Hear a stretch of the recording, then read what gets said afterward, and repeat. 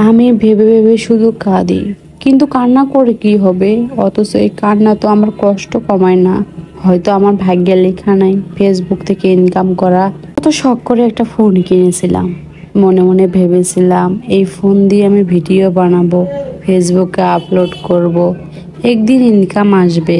যে টাকা দিয়ে আমি ফোন কিনেছি সেই টাকা আমি ফেসবুক থেকে ইনকাম করে উঠিয়ে আনবো, এই ছিল আমার স্বপ্ন। কিন্তু কি হলো, আজ 2 বছর পার হয়ে গেল। আমি নিয়মিত ভিডিও বানাই, অনেক পরিশ্রম করি, দিনের পর দিন এডিট করি, আপলোড করি, কিন্তু ফেসবুক আমার কোনো ভিডিওই ভাইরাল করে না। বলতে গেলে এই ফোনটা এখন আমার কাছে একরকম বোঝা হয়ে গেছে। যে ফোনটা আমি শখ করে কিনেছিলাম, এখন সেই ফোনটা বেশি দেওয়ার চিন্তা করছি। কারণ যদি কোনো ইনকামে না হয়, তাহলে এত টাকা খরচ করে ফোন রাখার মানে কি?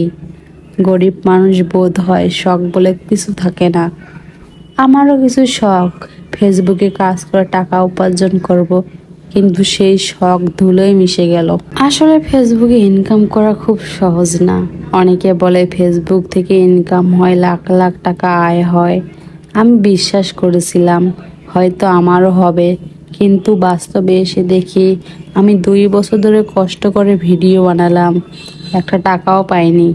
কতবার ভেবেছিলাম হয়তো আমার ভিডিও কারো ভালো লাগে না, তাই মানুষ দেখে না।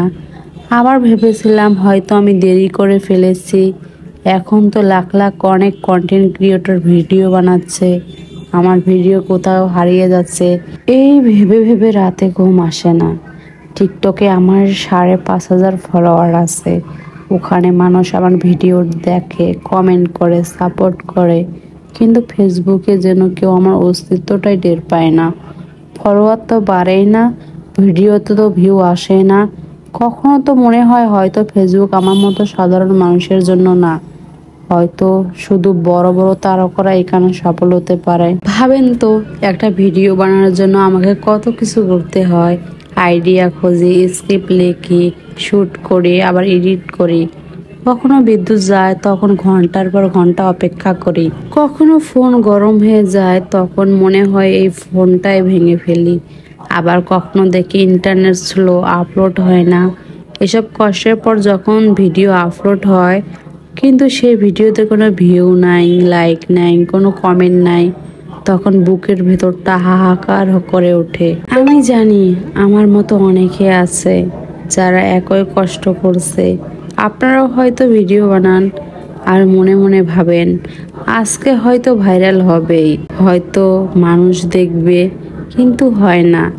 আর সেই কষ্ট শুধু আমরা নিজেরাই বুঝি। কিন্তু একটা কথা আমি নিজেকে বোঝাই, হয়তো সাফল্য আসতে দেরি করেছে, হয়তো আল্লাহ আমার প্রতি ভালো কিছু জমা করে রেখেছে, হয়তো এভাবেই ধৈর্য পরীক্ষা নিচ্ছেন।